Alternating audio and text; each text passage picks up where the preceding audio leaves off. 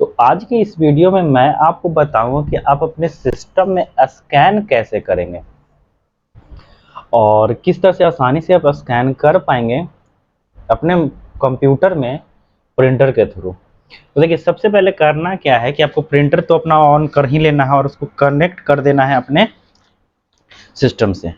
उसके बाद देखिए, ये हमारे पास जो है पेज है, इसी को हम स्कैन करेंगे।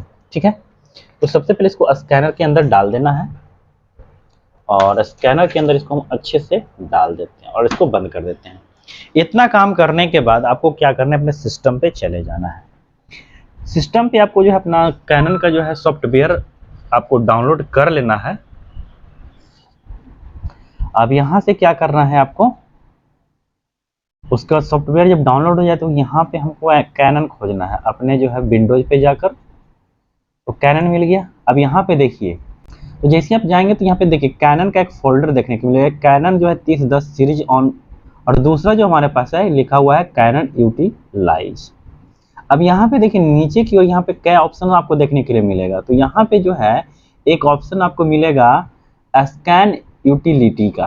तो स्कैन यूटिलिटी को आपको क्लिक कर देना है। जैसे ही आप स्कैन यूटिलिटी को क्लिक करेंगे तो देखिए यहाँ पे इस तरह का इंटरफेस खुलकर आ जाएगा आपके पास। ठीक है, अब यहाँ पे देखिए बहुत सारे ऑप्शंस आपको मिल जाएंगे जहाँ पे आप क्लिक करके आसानी से इसको स्कैन कर सकते हैं। पहला तो ऑटो है, इसको चिपेंगे स्कैन हो जाएगा। दूसरा है डॉक्यूमेंट्स है, तीसरा फोटो है, चौथा कस्टम है, उसका स्विच है और स्कैन गियर है। तो यहाँ पे हम एक एक करके सभी चीज़ों के बारे में जानकारी देंगे आपको। तो ऑटो पे सबसे पहले क्लिक करते हैं। देखिए ऑटो पे जैसे क्लिक करेंगे आपका ऑटोमेटिकली या तो फोटो हो या फिर आपका डॉक्यूमेंट्स हो, वो आसानी से क्लिक करते के साथ स्कैन होना शुरू हो जाएगा आपका। और इस तरह से देखिए, इस तरह से ये यहाँ पे शो करेगा जहाँ पे आपको स्कैन करना होगा। इतना कंप्लीट होने के बाद ऑटोमेटिक थोड़ा वेट करेंगे तो ऑटोमेटिकली यहाँ पे जो है आपका सॉफ्टवेयर खुलेगा और वो शो करेगा कि ये जो स्कैन हुआ है वो किस जगह पे हुआ है। थोड़ा वेट कर ले। देखिए ये खुल रहा है, कैनन का जो ऑफिशियल आपका सॉफ्टवेयर है वो।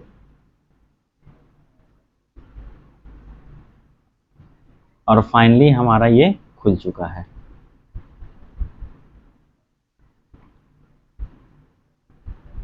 थोड़ा टाइम लगेगा स्टार्टिंग में, फिर जो अगर आप इस सॉफ्टवेयर को नहीं कट करेंगे तो ये टाइम नहीं लेगा और थोड़ा शो करने में टाइम लग जाएगा। वेट कर लेंगे थोड़ा सा।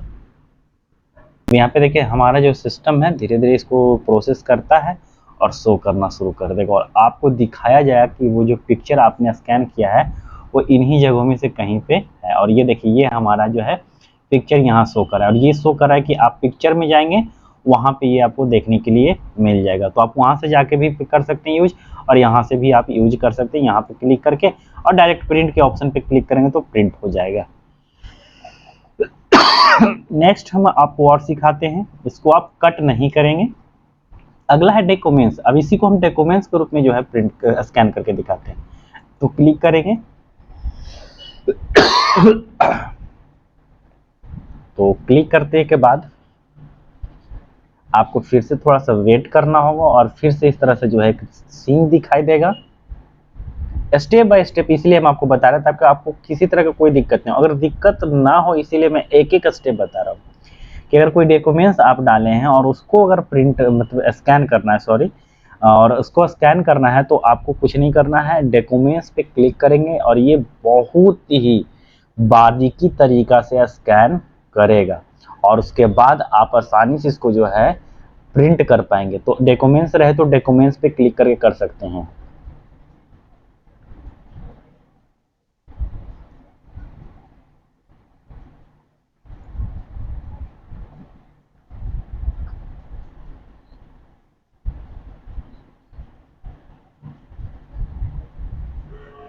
ये भी जैसी प्रोसेस होगा तो उसके बाद एक ऑप्शन आपके पास आ जाएगा। ऑप्शन क्या है कि स्कैन या एग्जिट। स्कैन का मतलब होता है कि अगर आप चाहते हैं कि इसी डॉक्यूमेंट्स में, इसी पीडीएफ में नेक्स्ट को ऐड कर देना, यानी एक और डॉक्यूमेंट्स ऐड करना है या चाहे 5 डॉक्यूमेंट्स को ऐड करना है, तो आप स्कैन पे क्लिक करेंगे। और अगर आपको एक ही डॉक्यूमेंट्स रखना है, उसमें कोई ऐड नहीं करना है, तो एग्जिट पे क्लिक करके आप छोड़ देंगे। तो जैसे करेंगे तो फिर से आपका जो खुलेगा और ये शो करेगा कि कहाँ पे ये डॉक्यूमेंट्स हुआ है। तो देखिए इस बार जो डॉक्यूमेंट्स किए हैं यहाँ पे शो कर रहा है, ये डॉक्यूमेंट्स में जाकर सेव हुआ है। पिछली बार मैंने जो है ऑटो किया था तो पिक्चर में जाके सेव हुआ था, और इस बार डॉक्यूमेंट्स पे क्लिक किया तो डॉक्यूमेंट्स में जाके सेव हुआ। और यहाँ देखिए ये मेरा जो है यहाँ पे सेव हो चुका है। आप इसको जो है जाकर डॉक्यूमेंट्स पे भी चेक कर सकते हैं। उसके बाद इसको फिर से नीचे कर दीजिए। यहाँ पे है फोटो, फोटो पे क्लिक करेंगे तो क्या होगा कि फोटो अगर किसी तरह का आपको स्कैन करना है तो आप फोटो पे क्लिक करेंगे तो फिर से स्कैनिंग चालू होगा। और देखते हैं कि इस बार कहाँ सेव होता है। और आपका जो है सारा का सारा स्कैन करने का एक एक स्टेप मैं बता रहा हूँ।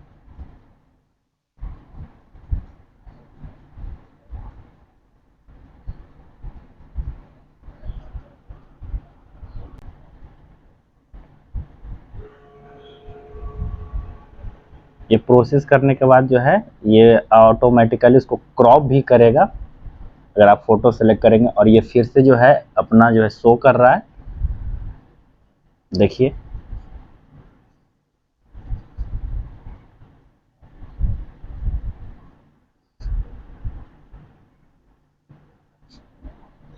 और फिर से ये फोटो हुआ, देखिए पिछली बार पीडीएफ में हुआ था और इस बार ये फोटो में डॉक्यूमेंट्स में जाके सेव हुआ है। अब आ जाइए इस पे, नेक्स्ट पे हम लोग इसको फिर से स्लाइड कर देते हैं कस्टम पे। कस्टम क्या चीज होता है समझ लीजिए जब तक स्कैन होता है।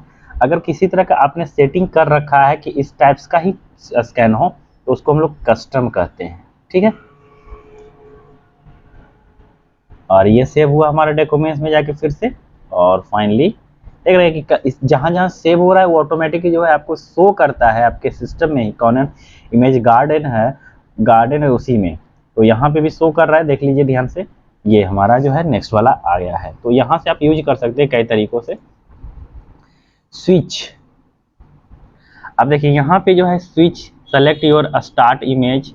अब दो पार्ट में अगर चाहते हैं तो दो पार्ट में भी आप इसको कर सकते हैं। यहाँ पे आप जो है सेलेक्ट कर ले आउटसाइड, यहाँ पे सेलेक्ट कर सकते हैं फुल फोटो।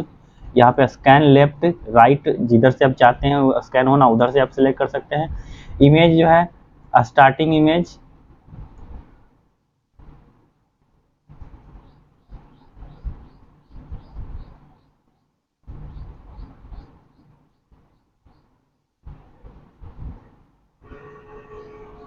अब एक इमेज ये हो गया। अगर यहाँ पे दूसरा इमेज करना है तो यहाँ पे आप करके क्लिक करेंगे तो फिर से अगर उसको पलट देंगे तो उस यहाँ पे दूसरा इमेज यहाँ पे जो है ऐड हो जाएगा।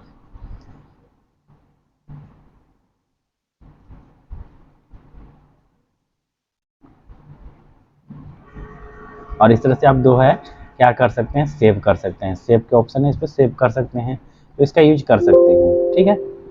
इसको हम कट कर देते हैं। अब आइए स्कैन गेयर क्या होता है। स्कैन गेयर भी उसी टाइप्स का होता है, ध्यान से देखिए। परव्यू, फोटो कलर, फोटो वगैरह है डॉक्यूमेंट से जो भी यहाँ से सेलेक्ट करेंगे। अब यहाँ से डॉक्यूमेंट्स पे हम सेलेक्ट कर लीजिए, कलर पे सिलेक्ट किया और परव्यू पे क्लिक करेंगे।